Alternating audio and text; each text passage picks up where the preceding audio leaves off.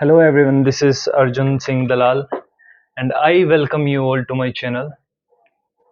This is my first video to this channel, not to the YouTube. I made before many videos. So in this video we'll start with the basic things that how we should we start our preparation, and this video will be useful for those people who are recently started their preparation or who are going to start their preparation for any of the examination. I'll tell you the strategies for your examination and what are the important aspects or books for you guys.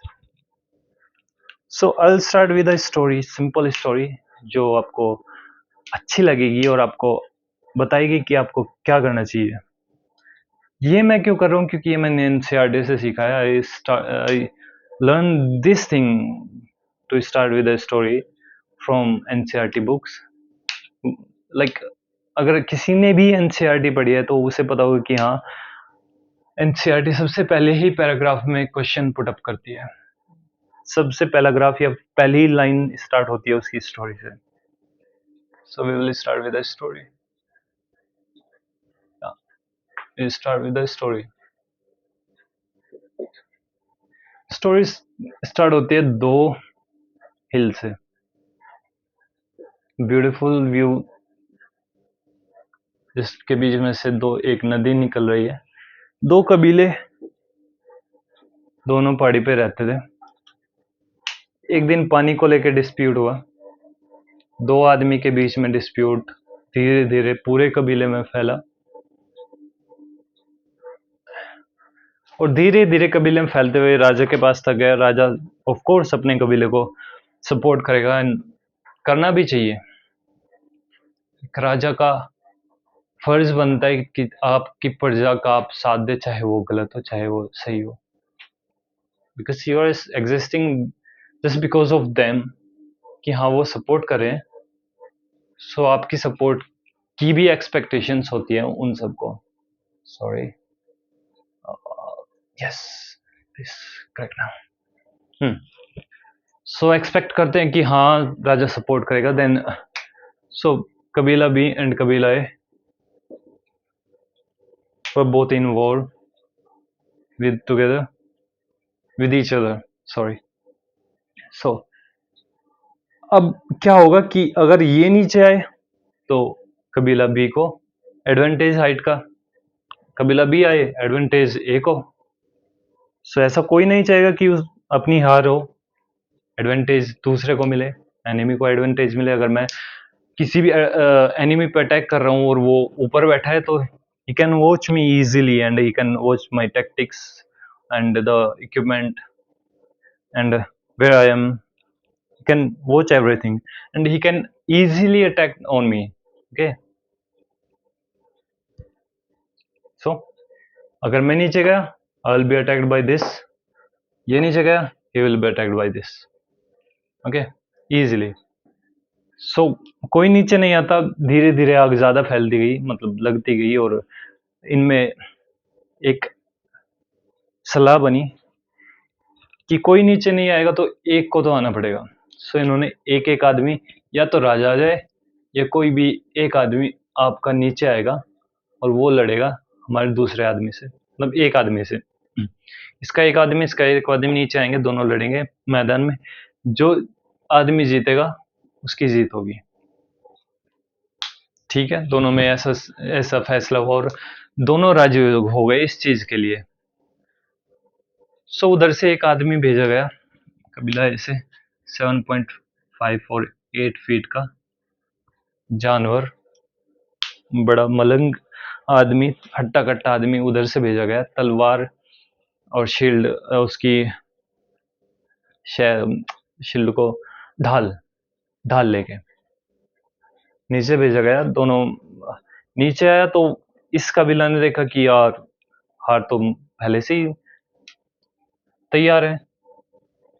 इतना बड़ा आदमी, इतना तकड़ा आदमी लेके आए हैं कहीं से, हमारे पास ऐसा कोई नहीं है, कोई भी 6 फीट के ऊपर का नहीं है. We have no one to defeat this man. who is bigger and taller. So उसी टाइम पे एक लड़का जो है 14-15 साल का लड़का राजा की आर्मी में भर्ती होना सोच रहा था। तो उसे पता चला इस चीज का, वो राजा के पास आया। इस राजा के पास आया, बोला सर मैं आपकी तरफ से जाऊंगा। 14-15 साल का लड़का, बच्चा, दिखने में भी बच्चा। सो राजा ने, पागल है, मतलब देख रहा है तू आगे जानवर खड़ा है, अगर मरने का इतना शौक है वैसे ही मर जाए यार, मेरे सर क्यों हो रहा है। उसने बोला नहीं, मुझे अपने ऊपर विश्वास है और आपको करना है कर लीजिए, वरना वैसे तो आप हार ही रहे हैं, एक बार करके देखिए, मैं आपको 100% गारंटी जीत दिलाऊंगा। राजा के पास कोई चॉइस वैसे भी नहीं थी क्योंकि वो तो हार ही रहा था, उसे दिख रहा था कोई वैसे भी इसमें से किसी ने हिम्मत नहीं की कि मैं जाऊंगा। उस लड़के ने हिम्मत की, इस चीज को राजा ने देखा और उसे भेज दिया कि एटलीस्ट ये आगे बढ़कर आया। So point to be noted my Lord, वो आगे बढ़कर आया, उसे अपने ऊपर कॉन्फिडेंस था। उसने राजा को बोला मैं जाऊंगा, उसने उसे कॉन्फिडेंस दिलाया कि हाँ मैं करूंगा। वो नीचे गया, उसने देखा उसके पास हथियार है, भाला है, शील्ड है। वैसे उसे राजा ने अपने हथियार ऑफर किए कि आप छोड़ो, आप ये लो मेरी ढाल और तलवार, भाला, ये लेकर जाओ। प्रजा ने बोला कि नहीं ये नहीं कर पाएगा, राजा क्या कर रहा है, पागल है राजा, नहीं कर पाएगा, बच्चा है कैसे कर पाएगा, आगे देखो कितना बड़ा सांड खड़ा है, आगे 7 फुट 8 फुट का आदमी खड़ा है, आप बच्चे को बेच रहे हो, कैसे जीत पाएगा, नहीं जीत पाएगा। बच्चे का कॉन्फिडेंस अपने ऊपर था, उसने कहा मैं जीतूंगा, मैं जाऊंगा। वो गया नीचे अपने इक्विपमेंट के साथ जो उसने बरसों से यूज किया, जो उसकी स्ट्रेंथ थी। कैसा वेपन, एक पट्टा, चमड़े का पट्टा, उसके दोनों तरफ स्ट्रिंग्स, मतलब कि रस्सी या फिर आप रबर कह सकते हो, बंधी हुई, जिसमें वो बीच में एक पत्थर डाल के अपने भेड़ों को चराता था। It was a shepherd. वो चराता था अपने भेड़ों को, मार के इधर साइड में करता था कि हाँ इधर रहेंगी, साइड में रहेंगी। प्लस वो अपने भेड़ों को जानवरों से अटैक करने से बचाता था कि हाँ मेरी भेड़ को कोई अटैक ना कर दे, इसलिए वो अपने पास रखता था। जैसे कोई शेर आया उसको मार दिया, मार के आया। तो बच्चे को इतना कॉन्फिडेंस अपने ऊपर था कि मेरे सामने कोई नहीं देगा, इसे और कॉन्फिडेंस नहीं, कॉन्फिडेंस बोलते थे जस्ट बिकॉज वो इस चीज को यूज कर रहा था कई सालों से। उसने देखा बंदा खड़ा है सामने, उसके पास नहीं जाना, क्योंकि अगर उसके पास गया तो वो दबा के मार देगा, अगर उसके पास गया तो वो दबा के मार देगा। ऑफ कोर्स इतना तकड़ा है, मैं छोटा सा हूँ। तो उसने अपना वेपन यूज किया, उसने दिमाग लगाया अगर इसके पास गया तो ये भाला है इसके पास, क्यों ना मैं दूर से अटैक करूं। उसने स्टोन उठाया, अपने इसमें डाला और घुमाया और सीधा डायरेक्ट उसके माथे के बीचों बीच। उसे अपना टारगेट दिखा, एक अर्जुन। अर्जुन को सिर्फ अपनी आंखें दिखी, सॉरी मछली की आंखें दिखी थी, उसे अब उसका सर का बीच का पार्ट दिखा, this part of the head. उसने घुमाया, यहाँ पे मारा, उसका सर फटा। 2 मिनट के लिए, एटलीस्ट 2 सेकंड के लिए तो आदमी को ये लगता है हाँ, कितना भी बड़ा हो नीचे गिरेगा। और कोई भी इंसान हो, उसकी सबसे स्ट्रॉन्गेस्ट थिंग ये होती है माइंड। अगर वो दिमाग से पक्का है, लाइक दिस चाइल्ड, तो वो पक्का है। अगर वो दिमाग से वीक है या कमजोर है तो वो कमजोर। उसने देखा ये पार्ट इसका कमजोर है, इस पे अटैक करूंगा या लेग्स पे अटैक करूंगा तो वो गिरेगा। तो उसने वीकेस्ट पॉइंट ढूंढा, उसका सर, क्योंकि लेग्स पे तो इतना सर इफेक्ट ना डालता वो। सो उसने सर पे मारा, वो चक्कर आए, उसको तारे दिखे दिन में, और वो नीचे गिरा। एकदम अटैक बच्चे ने किया, उसके पास गया, उसकी ही तलवार निकाल के उसकी गर्दन काट दी। विनर इज कबीला बी। कबीला बी जीत गया just because of that child. 15 साल का बच्चा जाता है और अपने कबीले को जिता के लेके आ जाता है, जिसको प्रजा बोल रही थी कि ये नहीं कर पाएगा कुछ। तो moral of the story is that कि अगर आपको कोई कुछ भी बोले, आपको अपने ऊपर विश्वास होना चाहिए। पता चला क्यों सुनाई ये स्टोरी? क्योंकि एनसीईआरटी ऐसे ही सिखाता है, आपको पहले स्टोरी बताएगा, फिर बताएगा अच्छा इन रवि पूछ रहे हैं व्हाट इज इन्वायरमेंट। रवि ने पूछा व्हाट इज इन्वायरमेंट, टीचर ने जवाब दिया surrounding of yourself is the environment. इधर मैंने स्टोरी बताई, क्वेश्चन पूछा, उसके पास क्या था? सबसे पहले पर्जियन ने बोला कि इससे नहीं हो पाएगा, still he has self confidence.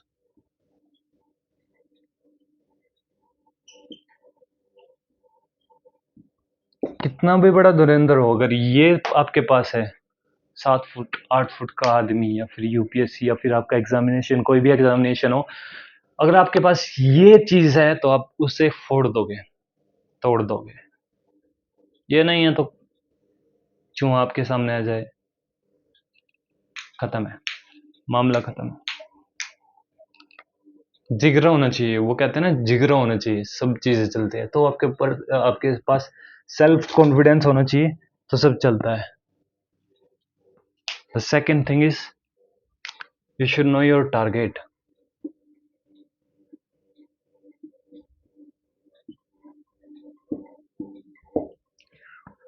सो आपको पता होना चाहिए व्हाट इज योर टारगेट, वो इतना बड़ा है इतना छोटा है, उसी हिसाब से तैयारी करनी चाहिए। आपको पता होना चाहिए उसकी वीक पॉइंट क्या है। आपकी निगाह सिर्फ उस टारगेट पे होनी चाहिए। आपने टारगेट चूज किया, आपने अपनी निगाह अगर डाली कि ये है मेरा टारगेट, और घुमाया पत्थर मार दिया। आपने टारगेट किया कि ये मछली की आंखें मेरी टारगेट है, सिर्फ मछली की आंखें ही दिख रही है, तीर चलाया, done. So you should focus on your target, only target, nothing else. अब छोड़ दो कि आपने कुछ और भी देखा है, you also should have the B option. आपके पास बी ऑप्शन नहीं होना चाहिए, आपके पास टारगेट होना चाहिए। बी ऑप्शन क्या था उसके पास? ये सिर्फ एक एक ही ऑप्शन है जो उसे परसों से करता है, this should be your NCERT. So NCERT आप बरसों से पढ़ते आ रहे हैं, 6th क्लास से स्टार्ट किया है और 12th तक जाते जाते आपको एनसीईआरटी पढ़ाई गई। यह है आपका equipment. So the third thing, you should know your equipment, what is best for you।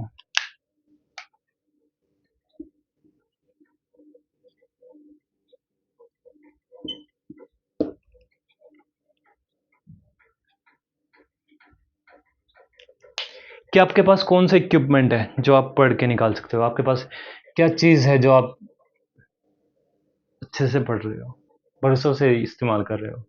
वो चाहता तो राजा ने उसको ऑफर दिया था अपने भाले, अपने शील्ड, अपने तलवार का, नहीं लिया, ignores, but he choose his power, he know himself कि ये उसकी स्ट्रेंथ है। आपको भी पता होना चाहिए आपकी स्ट्रेंथ क्या है। नहीं जान पाए तो आप पढ़ो कोई भी बुक, नहीं हो पाएगा, मतलब बहुत मुश्किल है। सिर्फ एनसीईआरटी ही क्यों, एनसीईआरटी का सार भी तो आता है।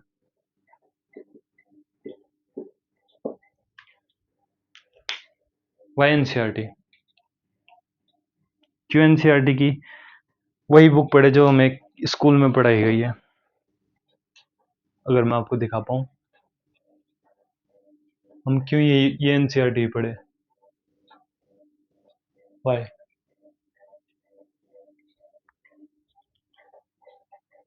बिकॉज इन एनसीईआरटी में क्वेश्चन है आपके, आपको सिखाता है, आपकी मेंटेलिटी, आपकी थिंकिंग पावर बढ़ाता है।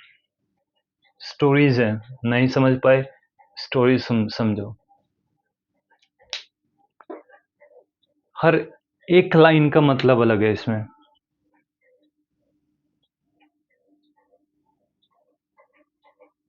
Each line has meaning। हर एक लाइन का इसमें मीनिंग है, क्योंकि ये एनसीईआरटी बनाई गई है उन बुक से जो अंग्रेजों ने लिखी थी, मोटी मोटी बाइबल। उन्होंने ट्रेवल किया, लिखा, सब चीजें लिखी। उन्होंने एक्सकेवेशंस किए, खोज की, हड़प्पा सिविलाइजेशन एंड ऑल, ये सब चीजें उन्होंने पढ़ा।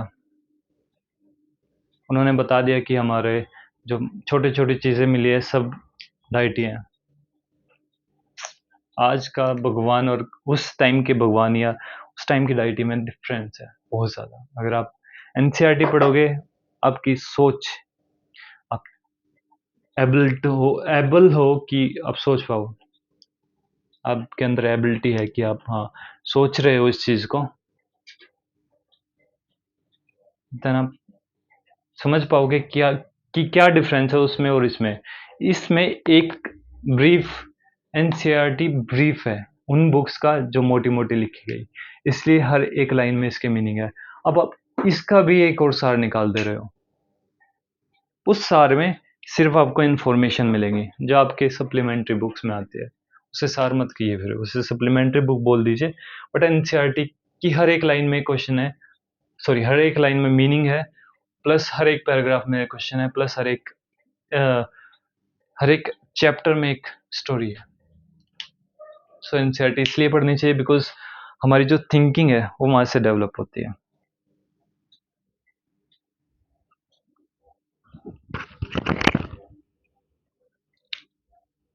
एनसीईआरटी में पढ़ा आपने 0.03 CO2 है, इन्वायरमेंट के चैप्टर में आपने पढ़ा 9.8 ग्रेविटी है। आपने पढ़ा 0.03 से ऊपर होते ही नहीं पढ़ा, आई नो नहीं पढ़ा होगा। अगर 0.03 से थोड़ा सा भी ऊपर हो जाए तो ग्लोबल वार्मिंग स्टार्ट हो गई। अगर 0.04 हो जाए तो आदमी जल जाएगा, आदमी को सांस लेना भारी है। अगर 0.02 हो जाए CO2, आदमी फ्रोज मतलब जम जाएगा। Why it is so perfect कि नेचर में इतना ही है। सोचो, ये चीजें एनसीईआरटी से मिली, सोचने की क्षमता। और जब ये सोचने की क्षमता मिली तो पता चला कि हाँ कुछ ना कुछ एग्जिस्ट करता है जिसने इतना परफेक्ट सिस्टम बनाया है कि अगर 9.8 से थोड़ा सा ऊपर ग्रेविटी हो जाए तो पृथ्वी सूरज में जाके टकरा जाए, अगर कम हो जाए तो चांद।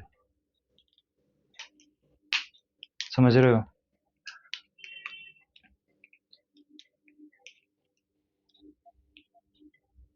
इतना परफेक्ट बनाया है कि अगर हम CO2 छोड़ते हैं तो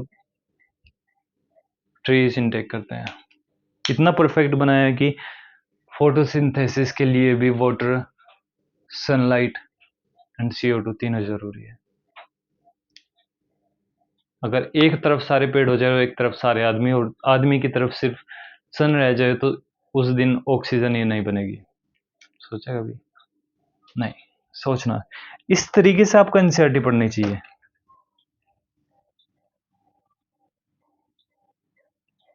आप स्टार्ट कर देते हैं रटना सिलेबस, नहीं। आपने एनसीईआरटी पढ़ी, एनसीईआरटी में पढ़ा physical characteristics of earth like desert,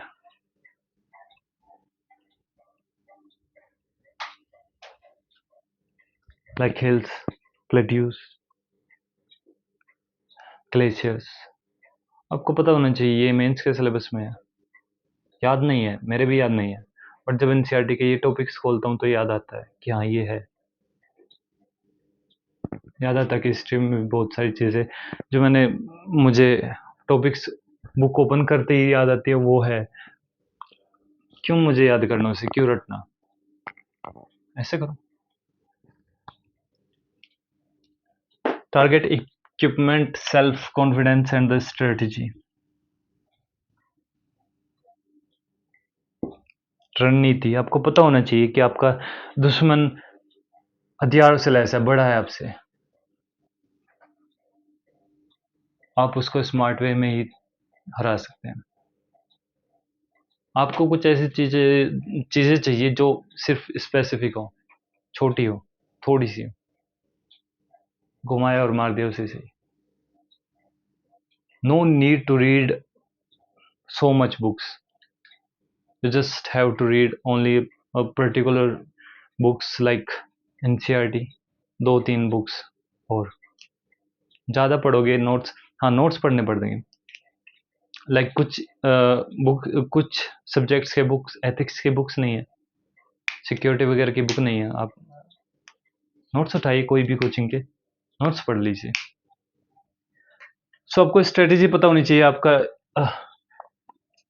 जो एनिमी है, जो आपका टारगेट है, नॉट एनिमी, सबसे पहले टारगेट पता होना चाहिए, टारगेट को हराने की स्ट्रेटेजी पता होनी चाहिए, ठीक है। अगर आपने राइट टैक्टिक्स, राइट स्ट्रेटेजी का यूज कर लिया, then so simple to crack. So what are the basics? सबसे एनसीईआरटी,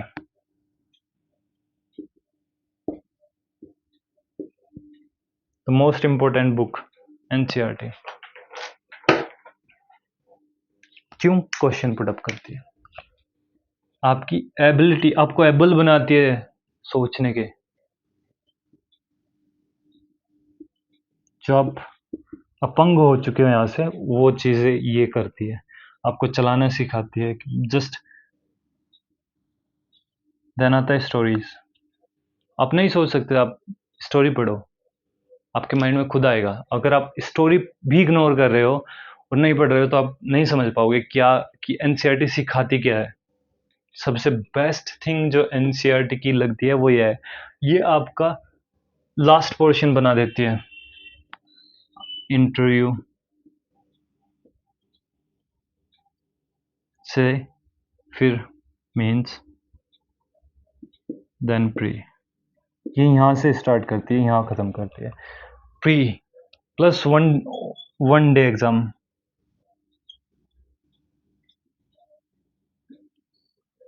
कोई भी वन डे एग्ज़ाम हो, आपके एनसीईआरटी क्लियर है, सब क्लियर है।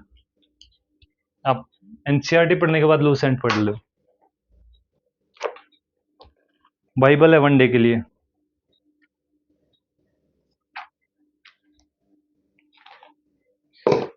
इसी बुक को एक बच्चे ने पढ़ के 3 बार एनडीए निकाला है, सिर्फ पॉलिटी इससे बाहर नहीं गई, आर्ट एंड कल्चर इससे बाहर नहीं जाता, हिस्ट्री इससे बाहर नहीं गई। इकोनॉमिक्स हर साल डेवलप होती है, मतलब अलग अलग चीज़ें आती है, उसमें ऐड ऑन होती है। तो इकोनॉमिक्स इसमें से ना पढ़े, बाकी स्टैटिक्स हर एक एग्ज़ाम में काम आती है इसकी, ठीक है। ये बाइबल है। सो आपका क्वेश्चंस पूछना आना चाहिए, आपको स्टोरी चलनी चाहिए while you are reading any book. Each line has specific or some meaning, so this is the base from where you start. You should start from here. अब क्वेश्चन नहीं होना चाहिए कि स्टार्ट कहाँ से करूँ, यही होता है ना क्वेश्चन।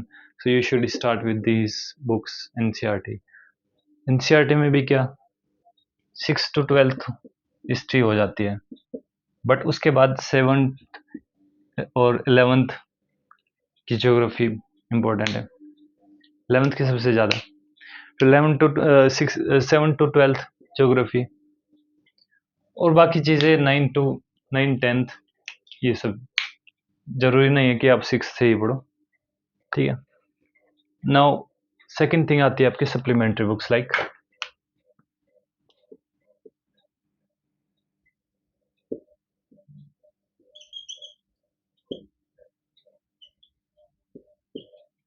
लाइक योर लक्ष्मीकांत,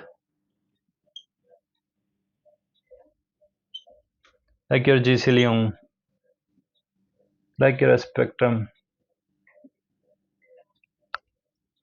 ये सारी बुक्स आती हैं, ये नॉलेज देती हैं, ये आपकी नॉलेज को बढ़ाएगी, लेकिन ये आपकी थिंकिंग पावर को बढ़ाएगी, प्लस नॉलेज को भी बढ़ाएगी। आपका बेसिक क्लियर होते ही ये आपको समझ में आना स्टार्ट हो जाएगी। आपको लक्ष्मीकांत समझ नहीं आता है, आप वीडियोस देख लीजिए, यूट्यूब पे आपको बहुत वीडियोस मिलेगी। सो ये चीजें होने के बाद आपके आते हैं नोट्स। जिस चीज की बुक्स नहीं है उसके नोट्स उठा लो, किसी भी कोचिंग के। आपके हैंडमेड रिटर्न्स होते हैं, hand return sorry, hand written notes होते हैं, वो पढ़ो। आपने पहली रीडिंग लगाई एनसीईआरटी की, आपने सेकंड रीडिंग लगाई एनसीईआरटी की, आपने थर्ड रीडिंग में अंडरलाइन किया, आपने फोर्थ फिफ्थ सिक्स्थ रीडिंग के बाद आपने नोट्स बनाए, वो एनसीईआरटी सारे से बेटर होगा। जस्ट बिकॉज आपने 6 बार एनसीईआरटी पढ़ी, आपको स्टोरीज पता है, आपको क्वेश्चंस पता है, आपकी थिंकिंग एबिलिटी डेवलप हो चुकी है, आई मीन टू से आपकी थिंकिंग पावर डेवलप हो चुकी है। Now you are able to think and you are able to answer of any question that is particularly related to the topics which are mentioned in this book, these books, or which are mentioned in your syllabus.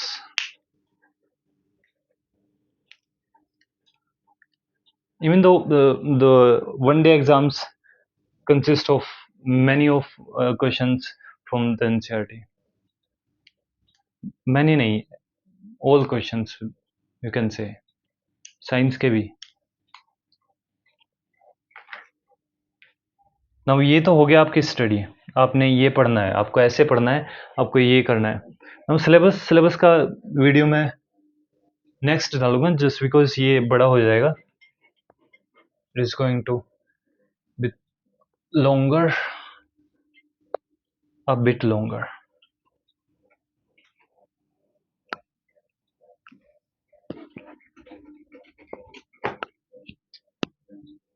धीरे से करना पड़ेगा। सो उसके बाद एक और important चीज आती है, वो है आपका luck.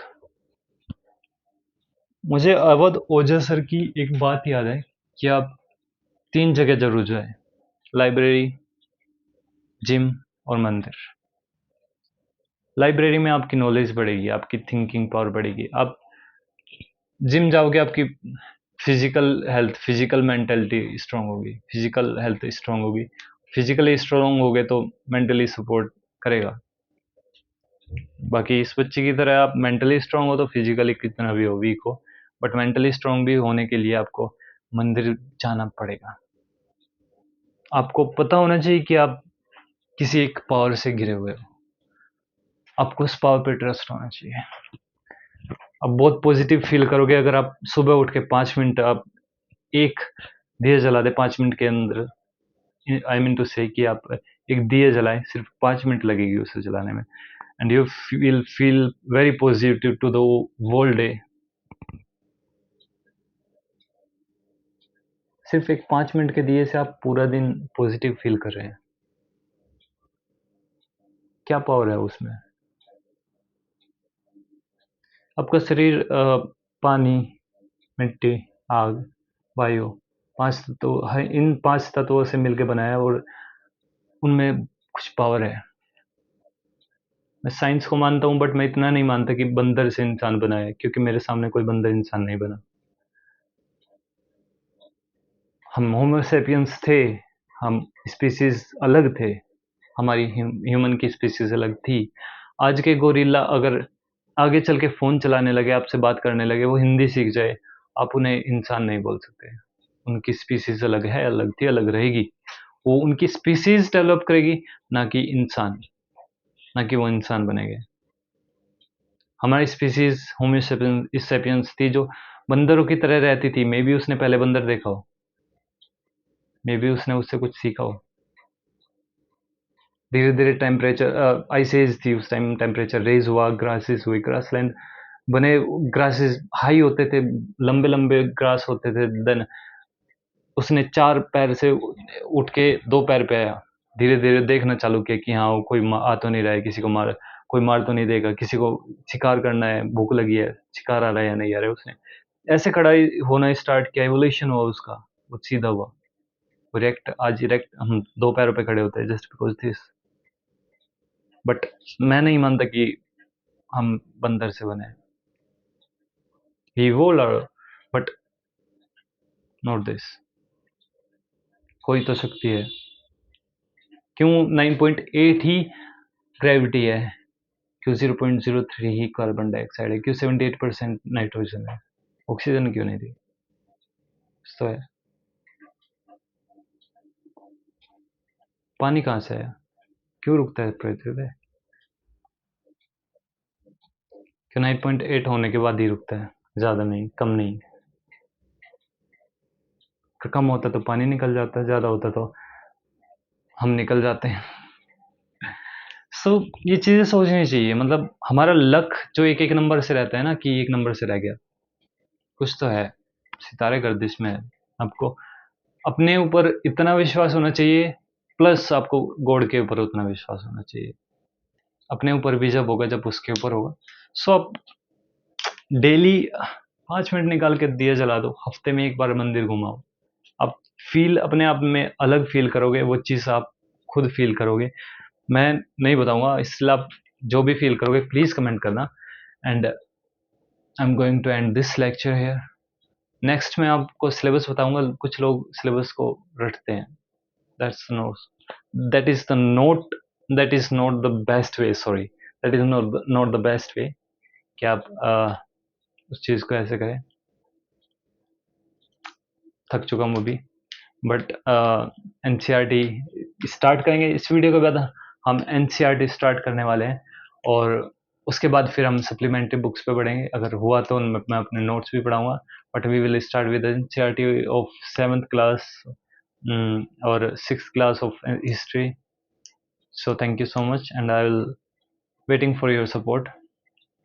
I will wait for your support, and I am waiting for your support and comment. Thank you so much.